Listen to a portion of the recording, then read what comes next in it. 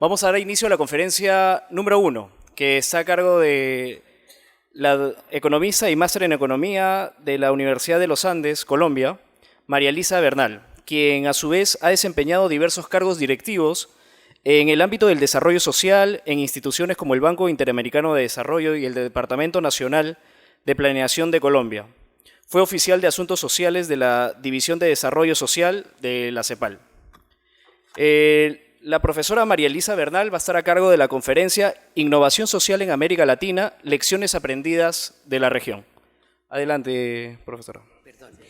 Yo me voy a quedar aquí sentada porque los voy a invitar a todas y a todos a que hagamos de cuenta que estamos sentados en la sobremesa. En Colombia se dice, tomémonos un tinto y seamos amigos. El tinto no es un vino tinto, es un café negro.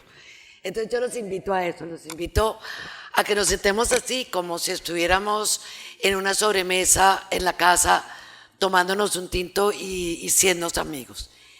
Quiero agradecerles, tanto a Carlos como a Liliana, la invitación a este seminario y con mucho más orgullo a la sesión inaugural de este seminario. Y quiero agradecerles las palabras de felicitación para el pueblo colombiano, porque hoy efectivamente se firmó el acuerdo de paz que se logró entre las guerrillas de las FARC, que es la guerrilla más antigua de todo el continente, y el gobierno de Colombia. Nos quedan muchos retos por delante y no los podemos ignorar. El primero es que, aun cuando parezca increíble para muchas personas, imagínense que en Colombia hay muchos políticos que no están de acuerdo con que se logre el acuerdo de paz. Cuando uno les pregunta, bueno, ¿y la alternativa? No se presenta la alternativa. Entonces tenemos el gran reto de aprobar eso en un plebiscito el 2 de octubre. Yo tengo muchas esperanzas y claro que voy a votar sí y a tratar de mover a mucha gente, pero nos queda ese gran reto. Y el más grande de todos los retos, el posconflicto. Porque la paz no se logra con la firma de ese acuerdo. La paz no se logra con la aprobación del plebiscito. Una paz duradera, como dice el presidente Santos, solo se logra cuando logremos una verdadera justicia social. Cuando no tengamos en un país con la riqueza de Colombia niños que mueren de desnutrición en La Guajira. Porque si no, llámese como se llame, van a volver a surgir movimientos revolucionarios armados que con toda la razón quieren defender a los intereses de esa amplia población que ha estado marginada del desarrollo. Entonces yo les ruego que crucen los dedos, que los creyentes recen, porque los retos que le esperan a Colombia son muy grandes y todas las colombianas y los colombianos tenemos que estar juntos construyéndolas, olvidando rencillas políticas y electorales. Entonces muchas gracias por los buenos deseos y por favor sigan haciendo fuerza porque los retos que se nos vienen encima son muy grandes. Muchas gracias de verdad por esta oportunidad de compartir con ustedes lo que en la CEPAL aprendimos sobre innovación social en un proyecto que nos apoyó la Fundación Kellogg y que llevamos a cabo del 2004 al 2010, en el cual además Liliana La Rosa hizo parte muy activa del armazón del proyecto inicial, de esta conceptualización y luego de la evaluación en papel y en el terreno. Tuvimos unas experiencias maravillosas de viajar a lugares realmente muy apartados. El objetivo de este gran proyecto, que además era un poco sui generis en la CEPAL, fue lograr identificar las nuevas formas de hacer las cosas. O sea, la creatividad que se había generado en la propia región para analizarlas en profundidad, incluyendo visitas en el terreno, porque el papel aguanta mucho. En las áreas que eran prioritarias para la Fundación Kellogg y para la CEPAL en el marco de los Objetivos de Desarrollo del Milenio, que eran los que en ese momento estaban en vigencia, para el área de educación, salud, juventud, generación de ingresos, desarrollo rural, voluntariado y responsabilidad social. Pero para la CEPAL lo importante no era solamente identificarlos, premiarlos, sino promover la réplica creativa, porque de otra manera una política, un elemento muy creativo que tiene grandes resultados, si no se replica y se convierte en política pública, su impacto es muy pequeño. La población a la que impacta es muy pequeño. Se hizo un concurso, se premiaron iniciativas muy innovadoras. En esos años recibimos más de 4.800 experiencias innovadoras, unas más, otras menos, y después de ese análisis muy profundo, tuvimos 72 finalistas y 25 ganadores, de los cuales vale la pena señalar que muchos fueron peruanos. Perú fue uno de los países que más experiencias presentó, y además en lugares muy apartados del país, digamos, en Mañazo, en Puno, un pueblito así de grande, que el otro día descubrí que ni siquiera los peruanos conocen mucho, es Ocubiri, también en el Puno, otro pueblito así de grande, en el cual la creatividad ha sido increíble, porque como están solos en la mitad de la nada, o son creativos o se mueren. ¿Verdad? Mire, cuando la Fundación Kellogg le propuso a la CEPAL que nos metiéramos en este tema de concurso en innovación social, el secretario ejecutivo de ese momento, que era José Antonio Campo, le dijo a la Fundación Kellogg: mire, nosotros solo un concurso para premiar, eso no le corresponde a la CEPAL, eso búsquese otro. Solo si a nosotros nos dejan hacer todo este proceso de análisis y profundizar en esta definición de innovación, porque la palabra innovación se había vuelto de moda. Entonces todo era innovación. Entonces a nosotros no nos dejan un espacio de tiempo para nosotros poder profundizar en qué es eso de la innovación social y a partir de eso identificarlas y promover la réplica creativa, pues no. Entonces la Fundación Kellogg encontró que teníamos toda la razón y nos dedicamos a eso. Reunimos un grupo de personas expertas en desarrollo social en toda la región, con conocimiento de lo que sucedía en la región en general y cuál era el estado del arte. Y con estas personas trabajamos esa definición. Y llegamos a la conclusión de que en realidad es muy simple, pero lo simple no es por ello fácil de encontrar y de medir. ¿Qué encontramos? Son básicamente nuevas formas de hacer las tareas tradicionales. Nuevas tareas, no encontramos muchas nuevas tareas. Una cosa básica es nuevas formas de gestión y nuevas formas de administración. Tiene que tener una relación costo-beneficio. Ojo que no estoy diciendo solo costo. Costo-beneficio mejor que los modelos tradicionales, porque si no, ¿para qué? Una cosa carísima y que tiene igual o menor beneficio que lo tradicional, pues ¿para qué lo voy a cambiar? La relación costo-beneficio tiene que ser mejor. Para nosotros, porque nuestro objetivo inicial era replicarlo, tienen que ser modelos que sea posible replicar en otras partes, tanto del propio país como de otros países.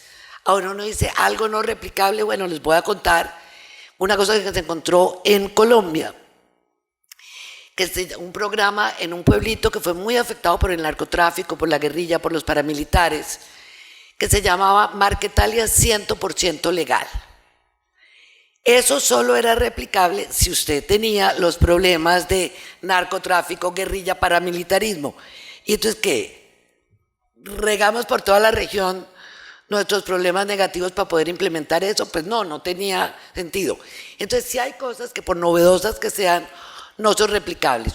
O ciertos modelos, por ejemplo, en la zona sur de México, que dependían en cierto % de las costumbres de esos indígenas, pues tampoco podíamos forzar el replicar las costumbres indígenas para lograrlo.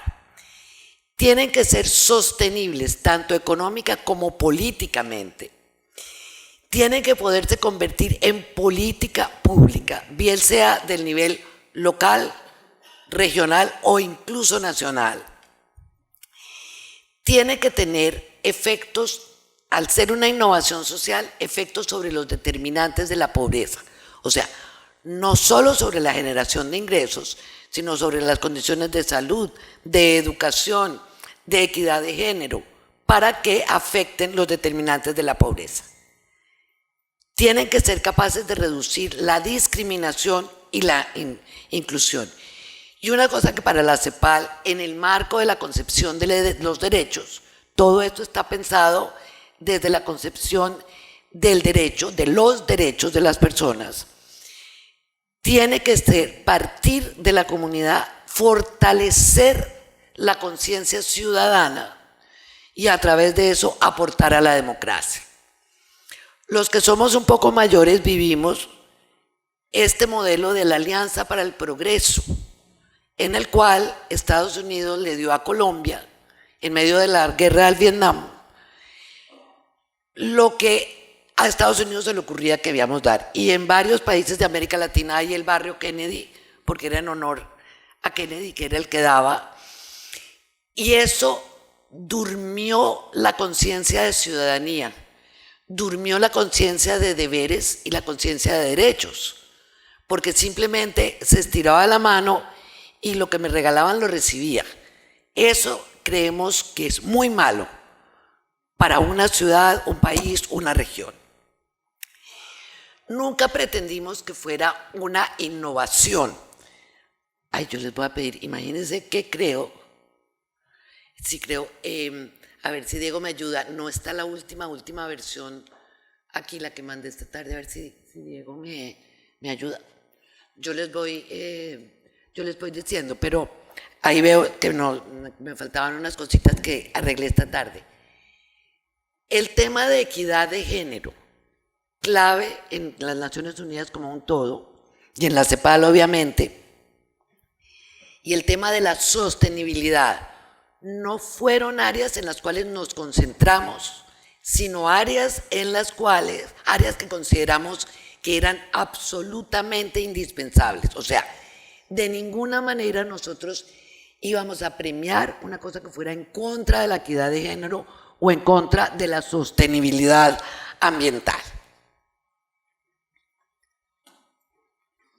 Ay. Burras, algo le hice. Allá. Bueno, después de haber analizado 4.800 postulaciones en el área de innovación social en los sectores en los que ya les dije, y habiendo tenido la oportunidad de ver la innovación social en otras regiones de América Latina, del mundo, podemos afirmar que la región es una explosión de innovación social. Creemos que en buena parte esto se debe a que no tenemos verdaderos estados de bienestar. Como sucede en Europa, entonces, así como les decía, en estos pueblitos o Cubirio, Mañazo, o la gente ve cómo arregla sus problemas o los problemas se los llevan, ¿no es cierto? Y esto pasa no solo en el Perú, eso pasa en el norte de Potosí, en Bolivia, o en el Cauca, en Colombia, digamos. Esto no es solo un problema que le pasa aquí. Claramente, la innovación que somos capaces de desarrollar está logrando impactar los problemas de pobreza y los grandes desafíos de la desigualdad. No la desigualdad del ingreso. Uno no le puede pedir a un programa innovador que reduzca la desigualdad del ingreso. Esos son impuestos, eso es política fiscal. Pero sí puede ver, y lo logran, reduce otros determinantes. Por ejemplo, mejora las condiciones de educación, que son uno de los grandes factores de exclusión, o de verdadero acceso a la salud. O ustedes de aquí en la Escuela de Gobierno y Políticas Públicas, son muy pocas, por no decir casi nulas, las innovaciones sociales que surgen del sector público. Y como estamos en una escuela de gobierno, ahora les dedicaré una lámina especial al por qué son tan escasas las innovaciones en el sector público. Yo también estuve en el sector público y concuerdo con muchas de las cosas que Carlos decía. Miren, ¿cómo es un proceso de generación de innovación?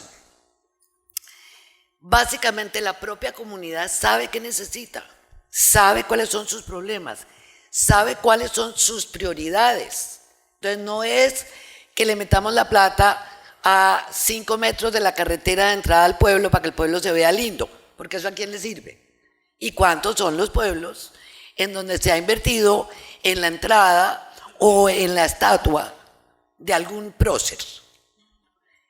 Ellos saben, pero no tienen la capacidad técnica, tienen conocimientos, pero no tienen la capacidad técnica de identificar cuáles son las salidas y las soluciones posibles.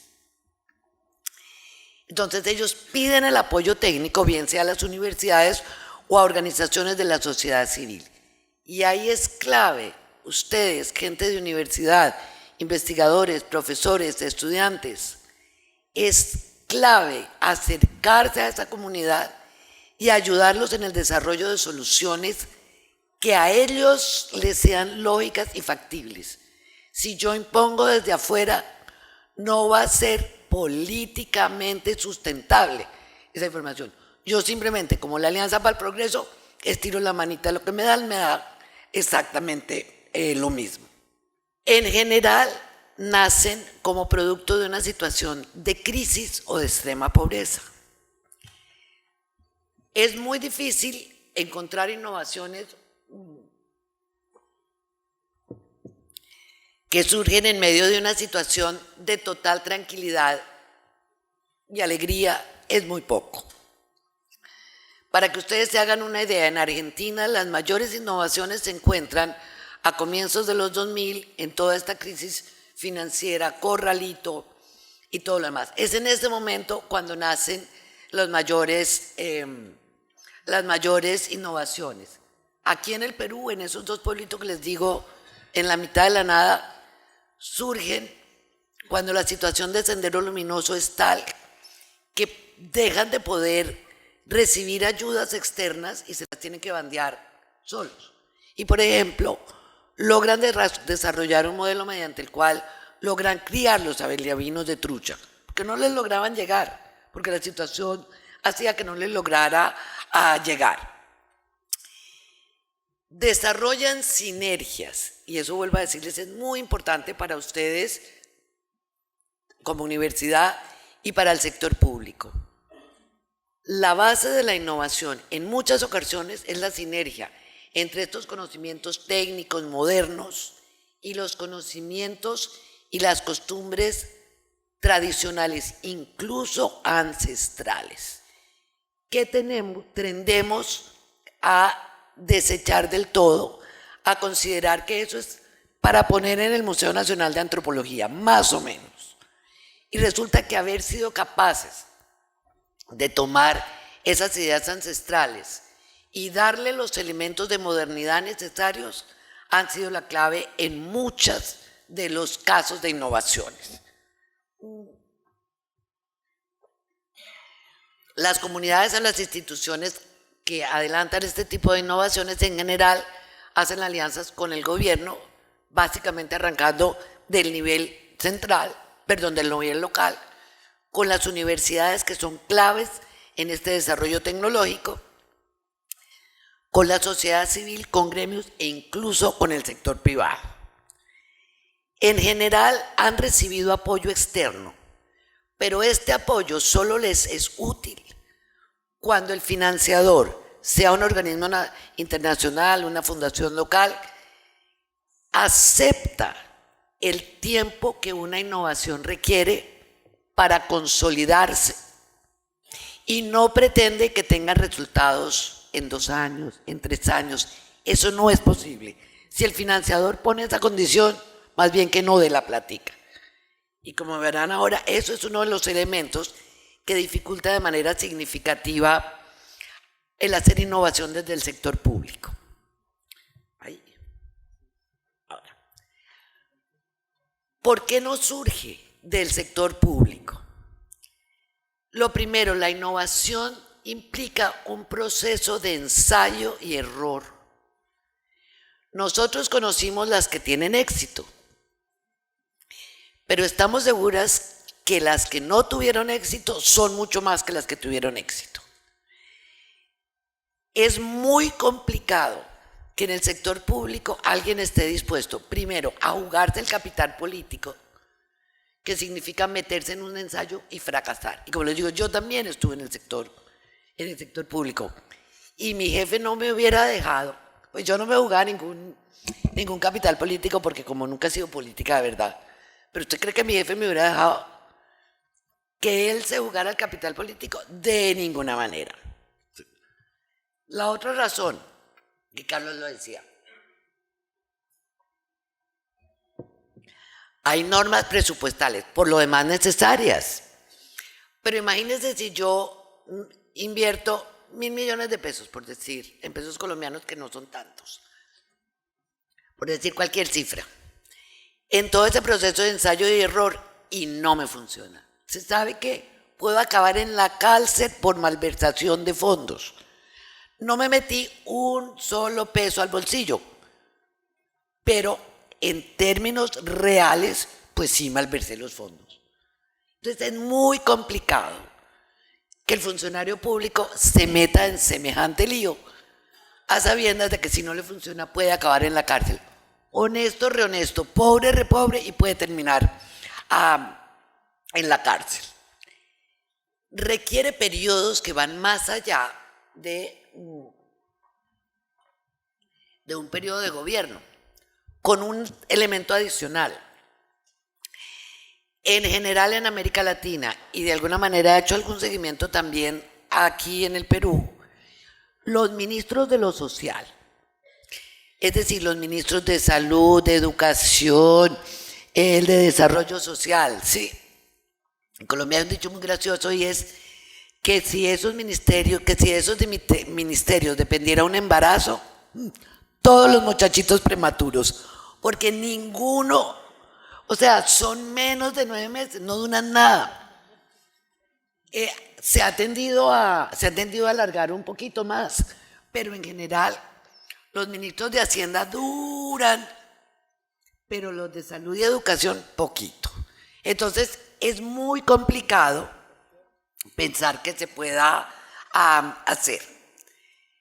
Los casos que hemos visto de innovación en el sector público se dan de forma paralela como proyectos piloto a nivel local, sin desmontar el resto del aparataje, sino como de forma paralela. Para mí uno de los ejemplos más claros de eso son los programas de transferencias condicionadas que nacen en Brasil y que después se extendieron a toda América Latina y han sido todo un éxito. Por algunos debates, pero ha sido todo un éxito. Bueno, eso arranca de manera local como experiencia y programa piloto en Brasilia, pero en Brasilia en unos espacios así de grandes y en unos mini municipios en Brasil. Y solo cuando se dan cuenta, con el apoyo de universidades, y solo cuando se dan cuenta que eso funciona, lo van ampliando hasta que se convierte en un programa nacional, que además se exportó a toda América Latina y el Caribe. Esa es una innovación que nació en América Latina y el Caribe.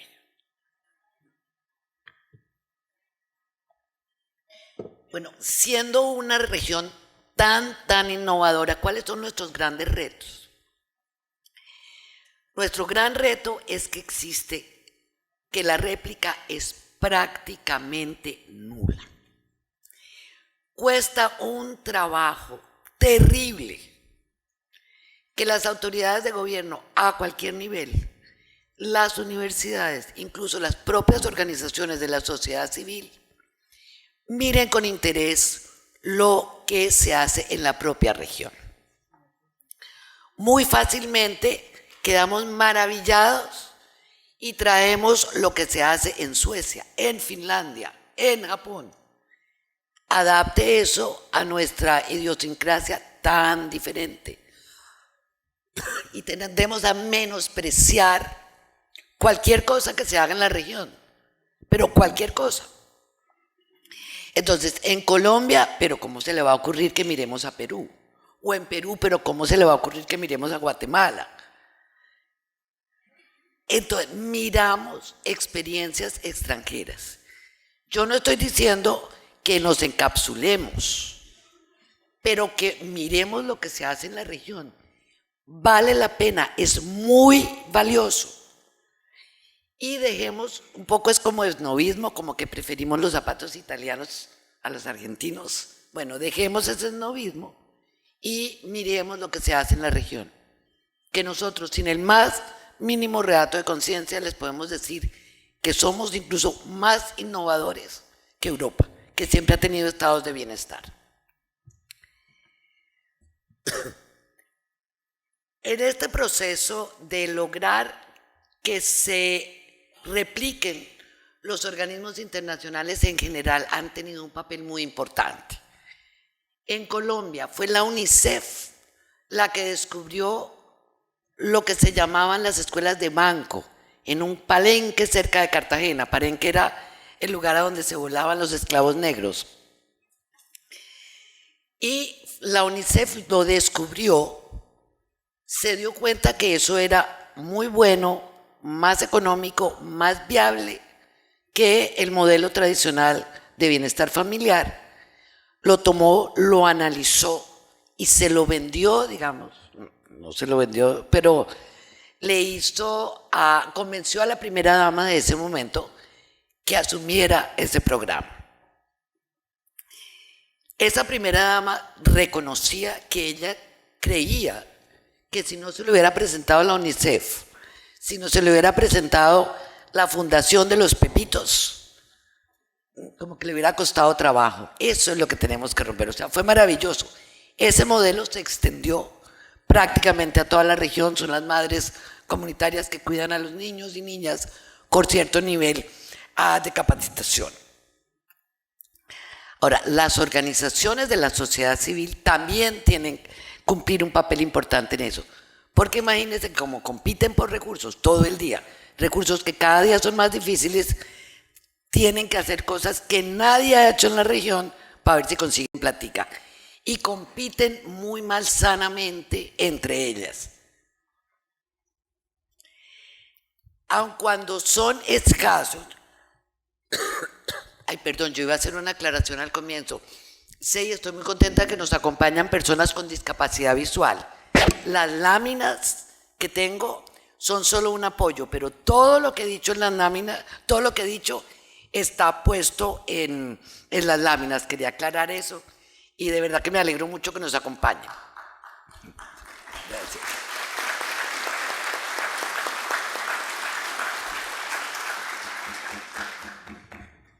Mire, quiero que se sientan muy orgullosos. Hay pocos casos de réplica, pero imagínense que dentro de los que hay dos aquí en Perú que han sido realmente claves.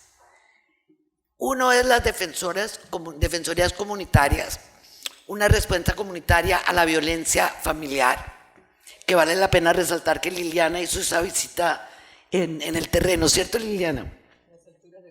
Sí, que nace en Cusco, nace apoyado por el Instituto de Defensa Legal del Perú, que estaba muy preocupado por los altos índices de violencia familiar que se presentaban en Cusco. Llegan a Cusco en un momento con una coincidencia, buena coincidencia, aun cuando triste, y es que las mujeres de la comunidad se estaban reuniendo porque imagínense que habían matado a una mujer, el marido había matado a una mujer. Y la hermana de esta mujer había promovido la movilización para no más violencia. Y el Instituto de Defensa Legal llega con esa preocupación cuando las mujeres de la comunidad se estaban movilizando. Montan un modelo en el cual a las mujeres de la comunidad, muchas de ellas quechohablantes, con cero español, las capacitan. Las capacitan en primer lugar para que sean capaces de convencer a sus vecinas, a sus comadres, a sus amigas, de que el agresor no tiene derecho a agredirlas y que ellas tienen derecho a defenderse e incluso a demandar el agresor, porque se le está violando un derecho. Fue un trabajo muy fuerte, porque acuérdense que las mujeres en América Latina, con más profundidad que en otros lugares del mundo, justifican la violencia. En Colombia hay una canción que dice, entre más me pega, más me ama, una canción campesina. Pero eso estaba metido en los tuétanos, todavía está metido en los tuétanos de muchas mujeres, pero además, en estas poblaciones muy pequeñas, el juez que recibía la queja, la posibilidad de que fuera el que tomara los viernes o los sábados con la agresión, pues era mucha, entonces no les ponían atención. Estas mujeres se convierten en unas verdaderas abogadas de las mujeres. En la gráfica aparece la primera foto en donde están capacitándose precisamente. Con toda la apertura del mundo, ahí hay un niño también, porque pues hay muchas mamás que no tienen dónde dejar el niño. Y en la segunda es una de estas mujeres defensoras debatiéndole al juez. Hoy en día la respetan. Ha aumentado el índice de denuncias. Entonces, en un primer momento aumentaron, o sea, uno mira las estadísticas y aumentó la violencia. No aumentó la violencia, fueron las denuncias. Y a partir de un determinado momento se frenan o incluso principian a bajar, porque estos agresores ya saben que los van a acusar, que ya no van a poder pegarle libremente. Y lo que estas mujeres cuentan es que incluso lograron que su vida familiar mejorara. O sea, el agresor no se fue de la casa. El agresor entendió que no la podía agredir y estableció un tipo de relacionamiento diferente. Y la clave es eso, que la mujer entienda que ese es su derecho. Este proyecto obtuvo el primer lugar en el segundo año del concurso. En el año 2006 obtuvo el segundo lugar. Estas mujeres se han organizado en redes que les han permitido mantenerse juntas y trabajar juntas, aun cuando los recursos del Instituto de Defensa Legal ya se terminaron. O sea, es un proyecto sostenible. Este proyecto se fue extendiendo, este programa se fue extendiendo a prácticamente todos los municipios en el departamento del Cusco y en los vecinos. Y hoy en día el modelo, con otro nombre y eso no importa, a través del Ministerio de la Mujer, yo sé que tiene un nombre más largo, pero es el Ministerio de la Mujer, es ya política nacional, con las adaptaciones necesarias, porque es muy diferente el tipo de capacitación y el tipo de argumentación que yo uso en el altiplano al que uso en la costa y mucho más al que uso en la selva, en la Amazonía, haciendo las adaptaciones necesarias, pero este concepto de que son mujeres de la propia comunidad. Y en una visita que yo hice conversando con ellas me decían, no señora, es que esto, imagínense que antes venían esas señoras elegantísimas, que nos decían lo que debíamos hacer si no tienen ni idea cómo vivimos. La gran diferencia es que sea una mujer de la propia comunidad, quien vaya y le diga, ¿sabe qué? Que no le pueden pegar, venga para acá, yo le ayudo, venga y vamos donde el juez. Eso hace la gran diferencia. Y los modelos tradicionales son efectivamente mujeres de clase media o media alta, que van a decirles lo que no se deben dejar hacer.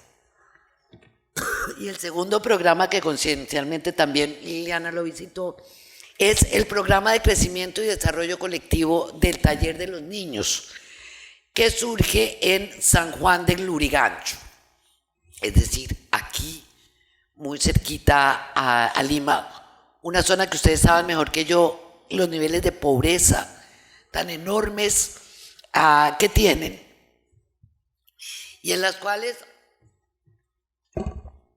de alguna manera también, pensando en este tema de violencia familiar en general, de violencia con los niños, de violencia, los adultos dicen, a un niño al que se ha abrazado y a un niño al cual se ha tocado y querido, no se le agrede. Y desarrollan un modelo en el cual el padre también es partícipe del cuidado de sus niños. Rompen con una cosa en la cual también muchas mujeres creen que el hombre es absolutamente incapaz de hacer algo con el niño. Lo único que el hombre no puede hacer es amamantarlo. Pero de resto, por favor, sí puede hacer todo. Pero también rompe con eso, porque son muchas las mujeres que están convencidas de que no le puede dar el tetero, no le puede cambiar el pañal. No. Entonces trabajan como un colectivo familiar, en donde es ese colectivo familiar el encargado de cuidar el niño. Alrededor de eso, además, trabajan los temas de vacunación, de salud en general, de salud también para la mujer, el Papá Nicolau, ahí se me olvidó cómo se llama. Bueno, no, cuando las puchecas. No, para que no tenga uno cáncer. Eso, ay, qué vergüenza, se me olvidó esa palabra. Pero, y si me la hago, no soy tal, pero se me olvidó. Bueno, ese programa sirve de modelo para un programa que está utilizando el Ministerio de Salud para mejorar el cuidado de los niños y reducir la mortalidad infantil. La mortalidad infantil en el sentido general de la palabra, por violencia, por salud, pero además cuando uno entrevista a los padres, realmente están fascinados de haber encontrado un espacio y de ver cuánto ganan como seres humanos ellos al disfrutar a sus hijos y a sus hijas. Ay, oiga, de verdad, qué vergüenza, que se me hubiera olvidado esa palabra, perdón. Ey, sí, qué vergüenza, Bueno, ejemplos, pero no me voy a demorar tanto aquí. Ejemplos de réplicas hay también en Bolivia y en Brasil. Brasil es de lejos el país en donde más se han visto las réplicas creativas. ¿Qué hacen los gobiernos de Brasil? A nivel local, en primer lugar, no le ponen contenido partidista, que si lo vemos en otros muchos lugares, para bloquear o impulsar una acción. Sin importar el partido político al cual se pertenece, el gobierno brasilero a nivel local, de principio a echar ojo a lo que están haciendo. Y cuando encuentran que es algo que funciona, empiezan a ponerle algo de plata del presupuesto nacional, del presupuesto local, en el área respectiva, sea en salud, sea en educación. Y van haciendo un acompañamiento muy cercano con un permanente análisis de evaluación. No de evaluación de impacto, que se puede demorar mucho tiempo y uno tiene que ser consciente de eso, pero sí como de evaluación directa. Cuando ven que funciona, le ponen más dinero. Y una vez funciona en una localidad, en un municipio, lo van ampliando a otros municipios hasta llegar al nivel estadual. En un país con las grandes diferencias de Brasil, es muy difícil pensar que algo pueda ser nacional. Pero, por ejemplo, hay un programa, el programa de salud básica de la Floresta Nacional de Tapajós, en donde se desarrolla un modelo mediante el cual se logra entregar servicios de salud a los ríos del Amazonas. Se desarrolla primero en la Floresta Nacional de Tapajós y en este momento el Ministerio de Salud lo determinó como el modelo a ser aplicado en toda la Amazonía. El sueño dorado cuando yo estaba en la CEPAL era llevarlo a la cuenca amazónica y sigo soñando con que se aplique en la cuenca amazónica, es decir, en Perú, en Colombia, que se aplique en toda la cuenca amazónica. A ver, ¿por qué necesitamos innovación? Porque pues se habla mucho que la innovación y ¿por qué necesitamos innovación? Así como se necesitó la innovación tecnológica, en la innovación productiva, en el sector productivo, para lograr enfrentar la competencia y no morir en el intento, en los sectores sociales no hemos logrado el bienestar del 100% de nuestra población. En el 2015 nos abrazamos y nos felicitamos porque América Latina y el Caribe, con excepción de la mortalidad materna, que no se cumplió, en promedio cumplimos con todos los objetivos de desarrollo del milenio. Y de verdad nos felicitamos y nos abrazamos, pero cuando uno rasca un poquito más, eso no ha sido muy así, perdón. O sea, hay bolsones muy duros. Por ejemplo, en pobreza definitivamente se logró cumplir con reducir a la mitad la pobreza, pero las mujeres, los niños y los pueblos indígenas siguen siendo unos bolsones de pobreza en los cuales no se redujo la pobreza a la mitad. En el promedio sí se redujo. El empleo sigue siendo básicamente empleo en el sector informal. Como consecuencia de ello, no tienen ningún sistema de protección social y de seguridad social. Y la pobreza no está vinculada al 100% con desempleo. El 10% de las personas empleadas están en indigencia, ni siquiera en pobreza. Entonces, en promedio, nos felicitamos y no fue tan así. Esto es en el promedio de la región. Después voy a hablar un poco de Perú, de lo que sucedió directamente en el Perú. Espérenme un segundo. Miren, la reducción al 50% de las personas que padecen hambre.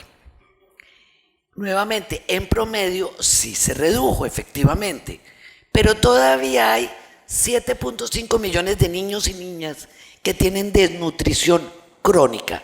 Es decir, ya no importa qué les haga, tienen desnutrición crónica, con todo el efecto que eso tiene sobre el aprendizaje y sobre su posterior vida laboral, es decir, sobre las posibilidades de salir de la pobreza. Y encima de todo, la región está principiando a enfrentar problema de obesidad, que es un problema nutricional, no es de desnutrición, pero la obesidad es un problema nutricional. La primaria universal logramos el 93%, es decir, no se logró al 100%. Los muy economicistas, yo soy economista, pero no muy economicista, pero apenas 7%. No, es que ese 7% son niños y niñas de carne y hueso que no tienen acceso a la educación primaria. E importa entonces, efectivamente, llegar al 100%. Pero aún más grave, entre las zonas urbanas y rurales la diferencia es muy significativa. Entre quintiles de ingreso, muy significativa. Entre hombres y mujeres también es significativa. Y además, la calidad es diametralmente opuesta, la que reciben los quintiles más altos de la población en zonas urbanas que las que reciben los estratos más pobres de la población en zonas rurales. Entonces, no podemos estar satisfechos. Y por eso se necesita innovación. En la equidad de género mejoramos mucho, eso no hay la más mínima duda. Se mejoró en la educación de las mujeres. Es más, hay lugares en donde la matriculación de las mujeres es más alta que la matriculación de los hombres, incluso a nivel universitario. Pero salga a la vida laboral. Las mujeres siguen teniendo unas enormes barreras de entrada a la vida laboral. El tema del cuidado es clave para que puedan entrar de verdad al sistema laboral, porque son las encargadas de los adultos mayores, son las encargadas de los niños, y entonces en la práctica les es muy difícil. Y las que logran entrar, todavía hay una diferencia de remuneración hasta el 30% por debajo de las mujeres con la misma formación y haciendo la misma tarea. Y vaya y quéjese, la votan y no la vuelven a recibir en ninguna parte. La mortalidad infantil, en términos generales, se logró reducir de manera significativa la mortalidad infantil, pero todavía mueren 196,000 niños y niñas durante el embarazo, es decir, neonatal, en los primeros 30 días de vida o en los primeros 5 días de vida. La salud materna fue el gran rezagado de las metas de milenio en toda América Latina y el Caribe. Y buena parte de esto se debe al problema del embarazo adolescente y del verdadero acceso a la salud sexual y reproductiva. El embarazo adolescente es el gran drama de América Latina. En toda América Latina eso no se ha logrado reducir. Es más, se ha aumentado porque el inicio de la vida activa sexualmente ha disminuido significativamente. Ahora, ¿qué sucedió en el Perú? Les prometo ir rápido porque yo creo que ya están muy cansaditos y ya se cansaron de tomar tinto conmigo, yo creo. La pobreza y la indigencia sí se redujeron del 54 al 25, la pobreza y la indigencia del 23 al 6%. Pero nuevamente, las diferencias, ese es el promedio, las diferencias urbanos-rurales por grupo étnico, por género, es significativamente superior. La peor situación son las mujeres indígenas que viven en las zonas rurales. Los niveles de pobreza de estas mujeres son altísimos y ahí no se redujo a la mitad. En un país como Perú, el costo de no hablar español se traduce en la pobreza. La pobreza entre las personas cuya lengua materna no es español es del 46.7%, mientras que en aquellas en las cuales el español es su lengua materna es del 24%. Y nuevamente se redujo básicamente para las que hablan español y no para las que no hablan en español. La desnutrición en promedio también se cumplió, pero miren, en el nivel urbano la variación fue del 62%, o sea, se cumplió plenamente. Y en el año 2011 la desnutrición urbana era del 10.1%. En la zona rural solo se redujo 32%, es decir, no se cumplió. Y el nivel de desnutrición en esa zona rural es del 27.7%. Esos son niños y niñas que viven una triple exclusión. Rurales apartados, mala calidad de educación y encima de todo desnutridos. Que ustedes saben perfectamente que un niño desnutrido difícilmente va a tener un buen proceso de aprendizaje, por más que la escuela haga lo mejor. La primaria universal. La tasa neta, igual que en el promedio de la región, fue del 96%. ¿Y ese 4% para dónde está? A juicio del propio gobierno, aquí en este país, lo clave es la relevancia, pertinencia, equidad y eficiencia. Ahora, uno no puede decir que los gobiernos de América Latina no han trabajado en esto, pero no han tenido el éxito necesario. Todavía encontramos textos de lectura en la cual la H es un horno eléctrico. Imagínense la relevancia que la foto del horno eléctrico, la pintura del horno eléctrico, tiene para un niño que está allá en Mañazo. Ninguna. Y desde que yo era estudiante de economía, o sea, hace muchos años, se hablaba del tema de la relevancia de los contenidos de la educación. Continúan existiendo brechas monstruosamente grandes entre lo urbano y lo rural, entre los niños y niñas que hablan castellano y los que no hablan castellano, son enormes. Los datos, no se ve mucho, y aquí en el mío tampoco. Pero realmente creo que Liliana les puede hacer asequible esta información. Pero créanme que las diferencias urbanos-rurales son enormemente grandes. Y nuevamente, mujer, indígena, rural.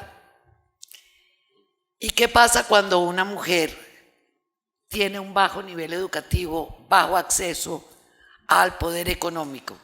Eso afecta el hogar y eso está comprobado. La mejor educación de la mujer afecta positivamente la nutrición, la educación del niño, el progreso del niño o la niña. La mortalidad infantil. También se logró la meta, pero mire que a mí esta cifra me impresionó mucho.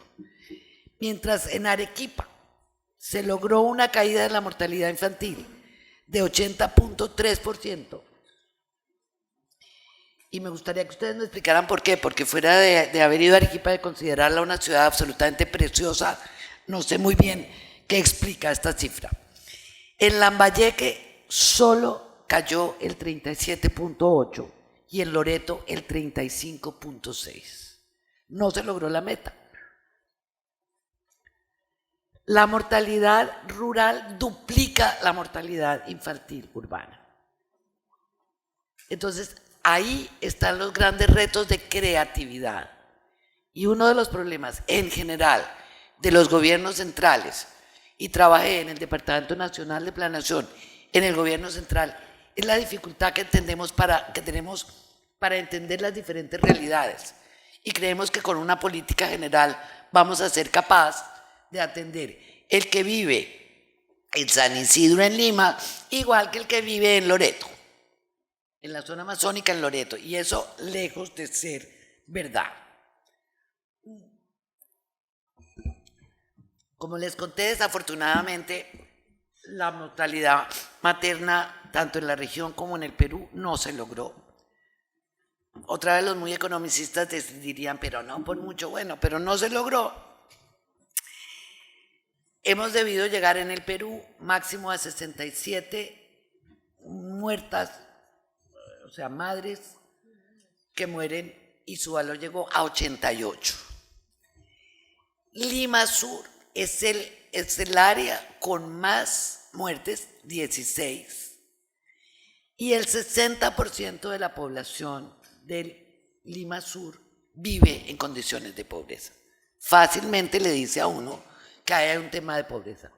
Una mujer de San Isidro, pues si se muere es por mucha mala suerte, porque realmente tiene asegurado toda la buena intención, toda la buena atención del mundo.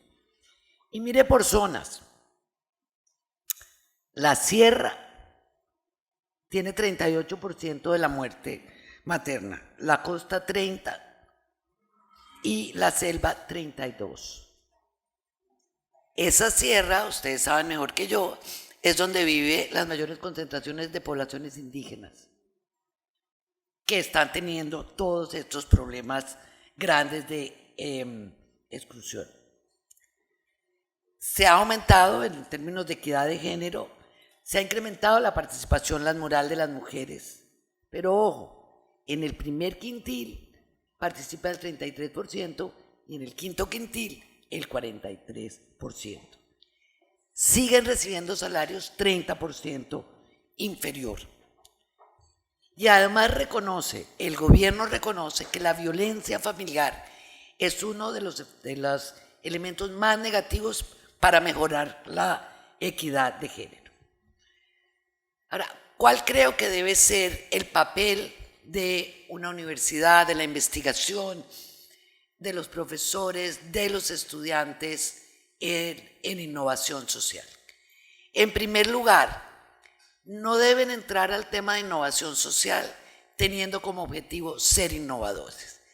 Si tienen como objetivo ser innovadores, no van a mirar lo que hace el vecino. Ninguno de los casos innovadores, ninguno. Cuando uno les preguntaba por qué se metieron a hacer eso, dijeron que para ser innovadores, para solucionar un problema. Si la solución es innovadora, no es innovadora, eso no importaba. Y eso les permitió mirar hacia los diferentes lugares lo que se estaba haciendo y aprender de ahí.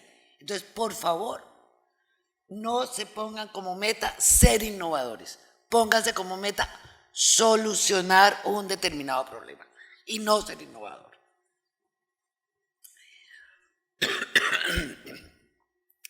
Es indispensable salir de la Torre de Marfil, y lo digo con toda tranquilidad. Fui profesora universitaria, fui profesora e investigadora en la Universidad de los Andes en Colombia mucho tiempo, y estamos en una Torre de Marfil. Cuando estamos en la universidad, estamos en una Torre de Marfil. Tenemos que salir de esa Torre de Marfil y acercarnos a la comunidad, no con sensación de yo soy el sabio que vengo a ayudar a la comunidad, sino en la actitud de entender y trabajar con la comunidad, reconocer a la comunidad. Yo lo hice y he visto muchos casos así, en los que nos acercábamos a la comunidad con la sapiencia suma de la academia, convencidos de que éramos nosotros los que teníamos la verdad y les íbamos a decir a ellos cómo hacer las cosas. Eso fracasa. Hay que acercarse para construir con esas comunidades. No son pocos los casos en donde esa sinergia y esa forma de aproximarse entre la comunidad y la universidad ha dado resultados innovadores, exitosos, novedosos. Uno de los casos más emblemáticos que nosotros recibimos fue un programa de reforestación y de cuidado de la selva amazónica.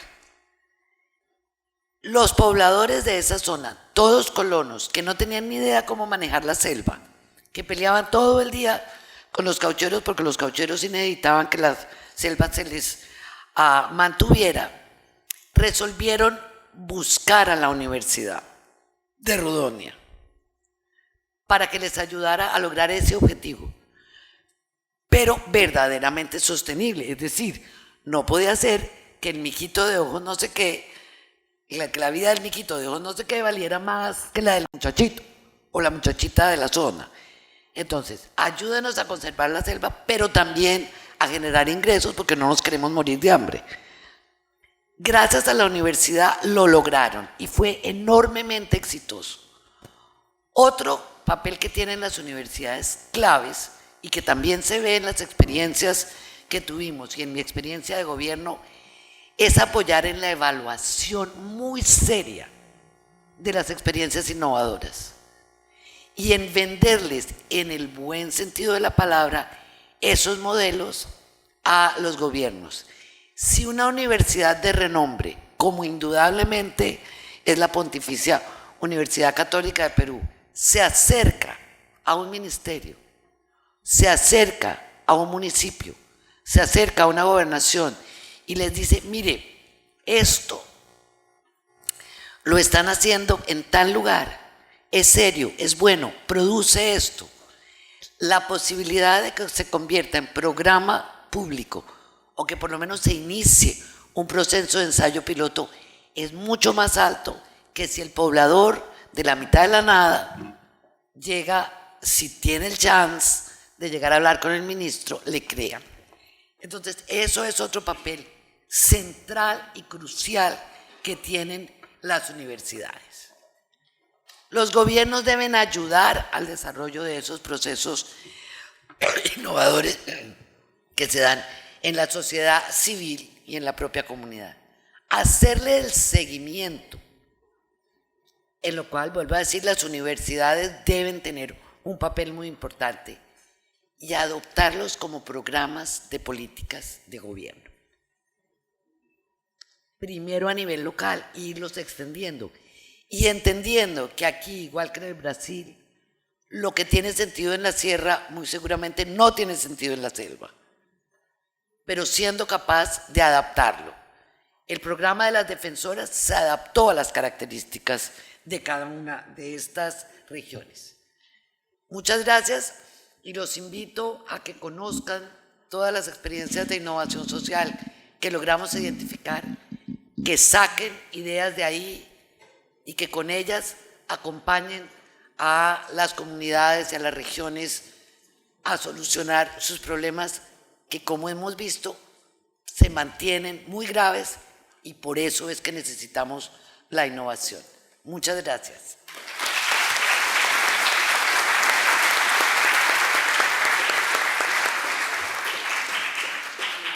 Agradecemos la participación de la profesora María Elisa Bernal. A continuación vamos a continuar con la ronda de preguntas a cargo de nuestro panel. María Elisa, felicitando tu intervención, haciendo eco de lo que expresan estas consultas. Vamos a preguntarte si la innovación social tiene que ser, es vital para el desarrollo, ¿qué podemos hacer para que esto se institucionalice en el sector público? ¿Cómo se podría institucionalizar a nivel de ministerios la necesidad de innovar? Bueno, mira, gracias. Yo no creo, y vuelvo a repetir, que la función del ministerio sea innovar. Es que no hay capacidad. Yo no sé si ustedes tuvieron esa experiencia, pero en el sector público no hay capacidad de hacerlo. No porque no sean muy inteligentes los funcionarios y las funcionarias públicas. Primero porque tienen que atender el diario devenir. Eso no da tiempo. Las innovaciones que se han logrado en Colombia, que yo conocí cuando yo era del Departamento Nacional de Planeación, donde se supone la mayor torre de marfil de los pensadores que definimos el plan de desarrollo del país, que decidimos la cosa presupuestal, no se daba ahí. Se daba en esta combinación de comunidades con una participación de las universidades terriblemente importantes. Entonces, el mensaje que yo creo, y la CEPAL también pasa sobre innovación, es que el sector público lo que tiene que hacer es acompañar a esa innovación que surge en las organizaciones de la sociedad civil, que no tienen las ataduras que tiene el sector público, al cual Carlos también hablaba. No podemos pedir que levanten esas ataduras. Yo voy a decir una cosa que la digo sin el sombrero que tuve de Naciones Unidas, pero la corrupción gubernamental, y eso no es tampoco una virtud solo de América Latina, del mundo entero, necesita las normas presupuestales. Entonces uno no le puede decir digamos, al Ministerio de Hacienda o a la Contraloría, a la Procuraduría, levanten esas normas presupuestales para que yo pueda ser innovador. No se puede y no podíamos pretender eso. Entonces apoyemos la innovación que se desarrolla en las organizaciones de la sociedad civil y en la propia comunidad. Y la academia acompañe y apoye eso. Es que el sector público no está diseñado para innovar. El sector público está diseñado para promover cosas bien hechas, pero no está diseñado para innovar. El sector público, y eso en América Latina lo ha hecho bastante bien, se ha dedicado, por ejemplo, a agilizar procesos, pues porque nuestras burocracias eran aterradoramente ineficientes. Y no serán la maravilla de las maravillas, pero mucho que han mejorado. Es que el sector público no está hecho para innovar. El sector público tiene que innovar en su propia gestión, pero el sector público no tiene capacidad de innovar en cómo se llevan a cabo las tareas.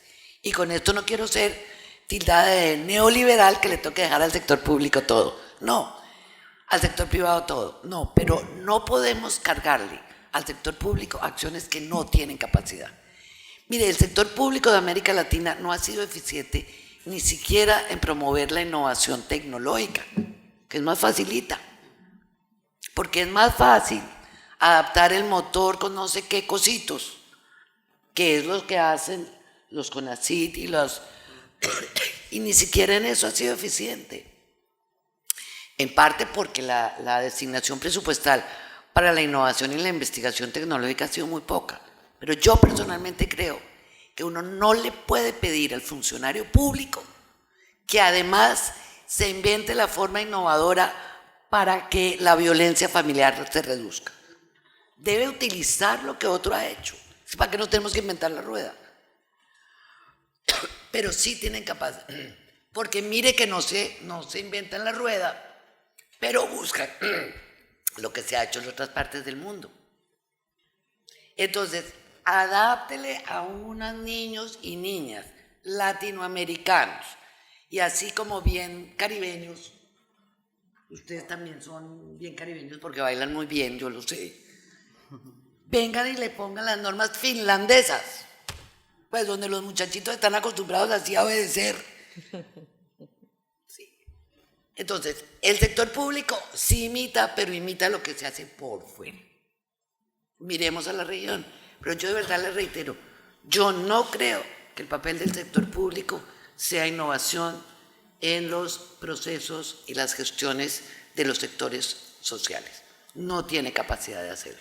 El funcionario público está haciendo la gestión el día entero y lo que tiene que hacer es asegurar que se les mejoren las cosas, la pobreza se reduzca, pero no tiene capacidad de innovar. Yo no sé si estoy siendo terriblemente temeraria, pero de verdad que llevo muchos años diciendo esto y mi experiencia en el sector público me lo permitió decir. Está uno patinando, mire lo que los otros hacen bien. Sí, un poco resumiendo lo que acabas de decir y lo que las preguntas también hacen, aquí nos preguntan sobre este proceso de innovación dentro de la gestión pública. Te pregunto si de repente sea distinto o sea necesario diferenciar entre esta innovación respecto de las políticas públicas, de los problemas sociales y de los problemas del ciudadano, que por supuesto de repente allí la innovación social es más útil, ¿no? Hemos tenido casos en Perú, por ejemplo, sobre, no sé, la innovación que hicieron las mujeres, promotoras de salud, para poder hacer vigilancia de sus servicios de agua. Y ha habido todo un proceso de innovación social allí que luego los municipios han recogido y han terminado creando procesos de gestión, aprendiendo de la innovación social. Pero de pronto hay otros casos en donde hay de repente, como lo preguntan aquí, de repente hay innovación no de la política pública en términos del ciudadano, sino más bien innovaciones de gestión. O sea, por ejemplo, estructuras de organización, procesos sobre los cuales hay que a veces hasta llamarle, bueno, los británicos le llaman a esto regulación creativa, ¿no? Cumplimiento creativo de la regulación. Acá le decimos sacarle la vuelta a la norma, ¿no?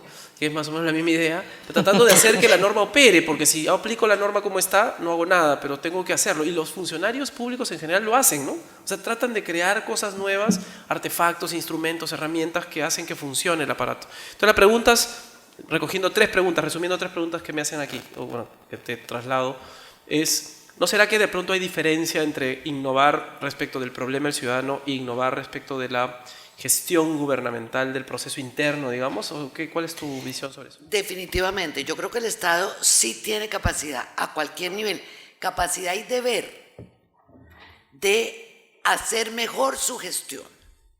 Definitivamente. Si eso implica hacer cosas muy innovadoras, maravilloso.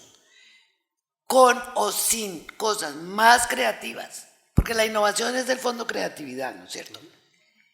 El Estado, el gobierno, a cualquier nivel tiene la obligación de hacer de manera eficiente su gestión. Ahí estoy totalmente convencida. Y no es papel, al contrario, de ninguna manera tiene por qué la comunidad y las organizaciones de la sociedad civil meterse en eso. Colombia hace unos años armó una gran comisión para mejorar la eficiencia del Estado, para reducir la tramitología, la entrada del Internet y demás ha sido un elemento clave para mejorar la gestión gubernamental. Entonces, los gobiernos a cualquier nivel sí tienen obligación de mejorar su gestión y de hacerla más transparente. Es decir, de que exista una página web en la cual yo pueda entrar y mirar,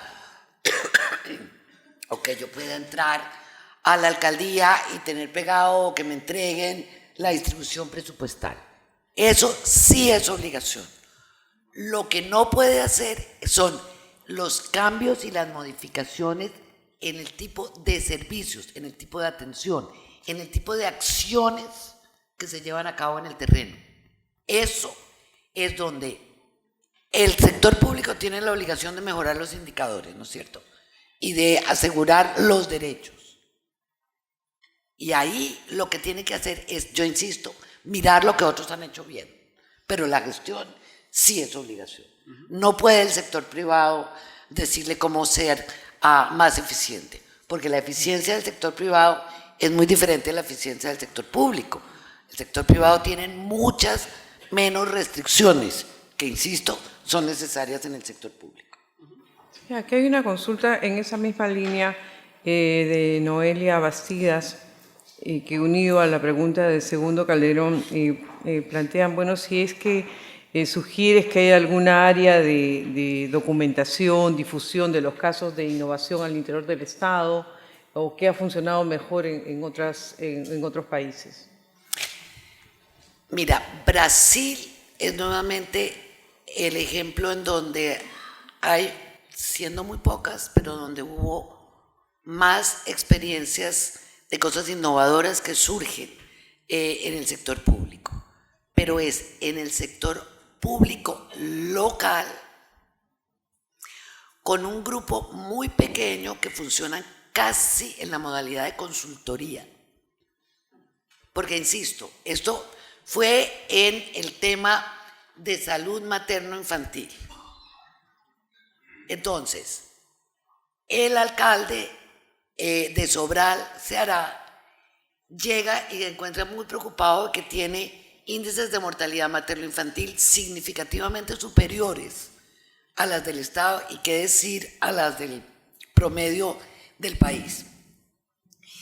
Y entonces crea un grupo especial, pequeño, liderado por una médica que está ahí en representación de la universidad, con lo cual no compromete su gestión. Que conforman, en ese comité entran personas del servicio de salud, esta señora que coordina y representantes de la comunidad, y en el cual se principia a analizar por qué se mueren las madres y los niños. Y se encuentra que en una proporción muy grande de la mortalidad materno-infantil se debe a causas que están fuera de los protocolos médicos. O sea, se murió esta mujer. Pero insisto, era un comité que no hace parte formalmente de la administración pública para salvarse de todos esos problemas, ¿no?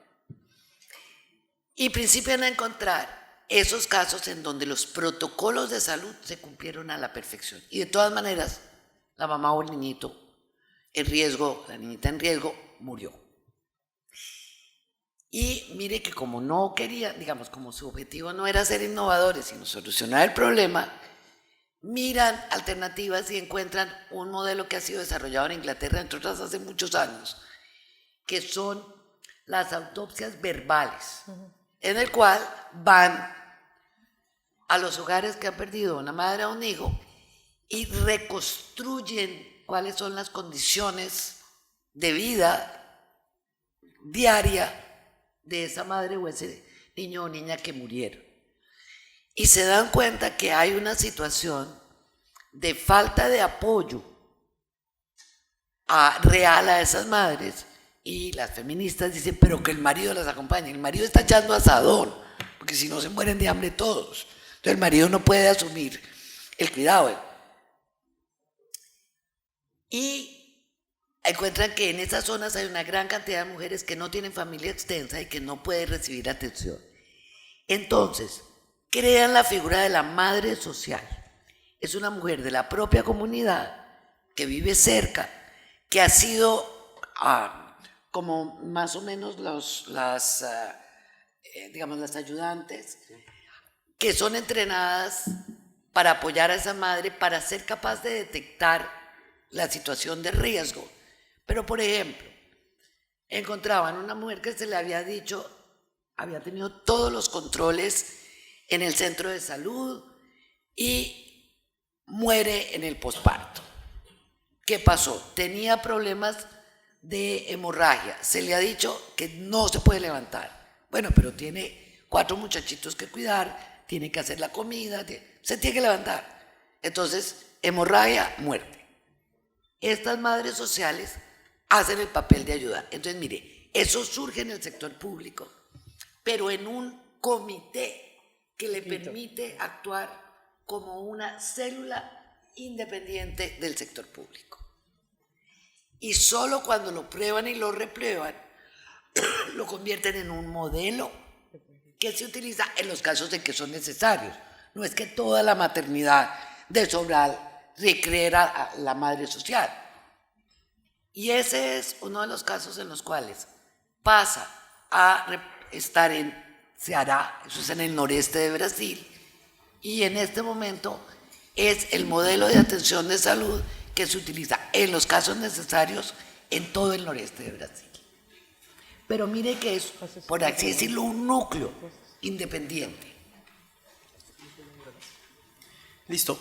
Hay una pregunta más, la última, estoy resumiendo 3 también, que tiene que ver con cómo ayuda el sistema judicial en materia de innovación social o innovación en el sector público, porque se habla, bueno, acá hay 3 personas que mencionan el tema judicial, casos de, por ejemplo, adolescentes en conflicto con la ley penal, el tema de los derechos humanos y cómo se han ido tomando decisiones en las cortes colombianas, especialmente a partir de la resolución de algunos asuntos que han terminado, entre comillas, innovando dentro de la justicia para poder generar algún tipo de solución a los problemas públicos en el gobierno. Entonces, ¿hasta dónde el sistema judicial de pronto puede ser realmente un elemento importante en la innovación?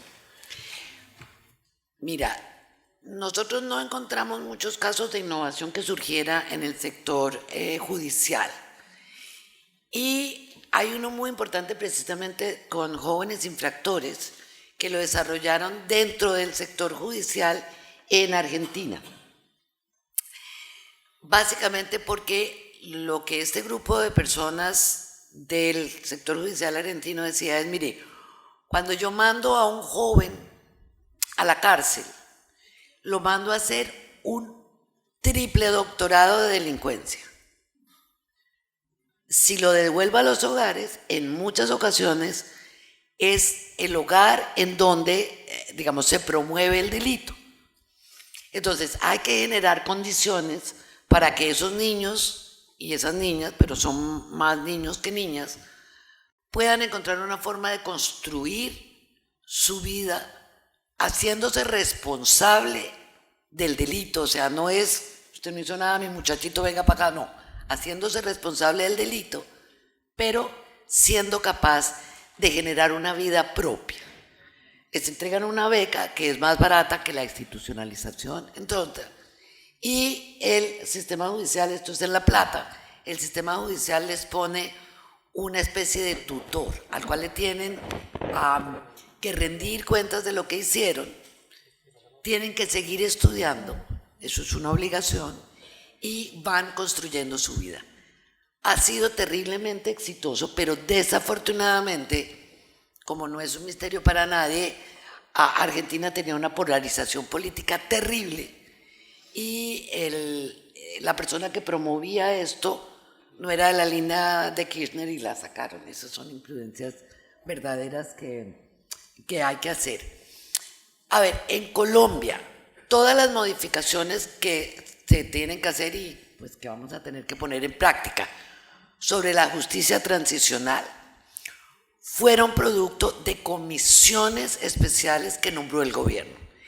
en la cual estaban juristas y personas trabajando en el tema de derechos humanos, siempre con un constitucionalista que asegurara que eso pasaba por la Corte Constitucional, mirando cuáles eran las alternativas hasta que se llegó a esta modalidad del sistema transicional de justicia, en el cual los guerrilleros tienen que decir la verdad de lo que hicieron, tienen que ayudar, como ya de hecho están haciendo, al desminado humanitario, tienen que decir dónde están los cadáveres de las miles de personas desaparecidas que hay en el país, y entonces van a tener unos sistemas carcelarios restringidos y en condiciones especiales, pero solo si dicen la verdad.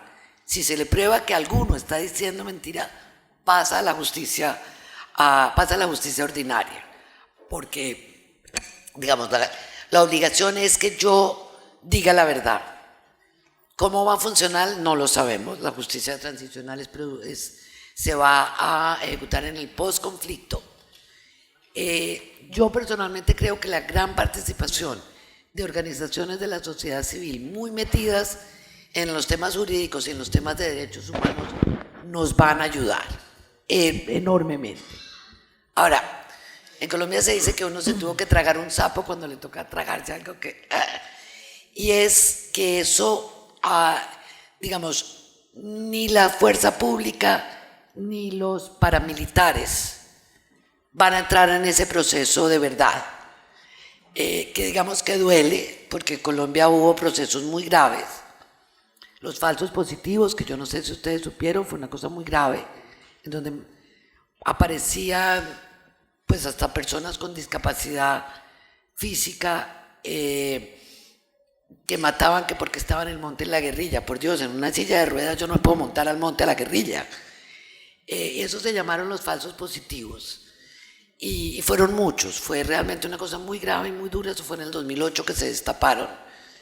Pero bueno, la paz del país vale más que esos sapos que nos tenemos que comer, y esperemos que la justicia transicional se dé. Pero sí fue así.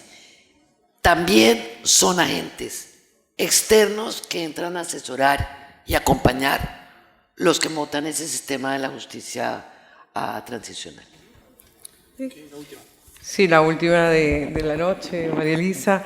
Piden un comentario sobre el tema de la no discriminación. ¿Qué experiencias hay en materia de no discriminación en la región? Y bueno, ya casi has comentado eso, pero tal vez un comentario siempre puede ser relevante en relación a qué sugerencias tienes cuando los servidores públicos hacen resistencia a la innovación. ¿Cómo sugieres que se manejen estos, dada tu experiencia? Perfecto. Mira, sobre el tema de no discriminación, nuevamente es la sociedad civil la que ha impulsado esos temas de no discriminación. No discriminación de género, o sea, hombres y mujeres, porque el tema de género hoy en día, no discriminación por la identidad sexual. Esa ha sido promovida nuevamente, básicamente por las organizaciones de la sociedad civil. Y con mucho respeto por la Iglesia Católica y en general por todas las iglesias y por todas las religiones. La religión es uno de los elementos que más complica ese tema del respeto a la diversidad sexual. Y el gobierno en muchas ocasiones tiene que ser cuidadoso con la iglesia, sobre todo con la Iglesia Católica, pues porque en nuestros países está primero el Sagrado Corazón y la Virgen María que la imagen del Libertador. Eso no lo podemos hacer. Entonces ahí ha sido muy clave el trabajo que hacen las organizaciones de la sociedad civil. Les pongo un ejemplo. En Colombia, gracias a la enorme presión de organizaciones de la sociedad civil y al liderazgo de personas muy emblemáticas, el hijo del presidente Virgilio Barco se declaró abiertamente homosexual y creó una una gran organización. Y además, digamos, lo dijo en los medios. La hermana, el papá ya se había muerto, yo creo que él antes de que se muriera el papá no se atrevía, pero la hermana era la canciller de Colombia y salió. Y eso permitió mover el tema, por ejemplo, del matrimonio igualitario. Y en Colombia no se llama matrimonio igualitario porque la Iglesia Católica no lo permitió. Y muy inteligentemente dijeron, no peleemos por eso. Unión legal. Pero entonces en este momento en Colombia las parejas homosexuales pueden adoptar, o sea, se pueden casar y luego adquieren derechos civiles, pueden adoptar, y eso fue un avance muy grande. Eso lo logró el Congreso de la República de Colombia gracias a la acción de la sociedad civil. De eso no hay la menor duda. Y cuando la sociedad civil se implanta, no es el gobierno el que tiene que salir a darse esa pelea. Bueno, damos por concluida la sesión del día de hoy.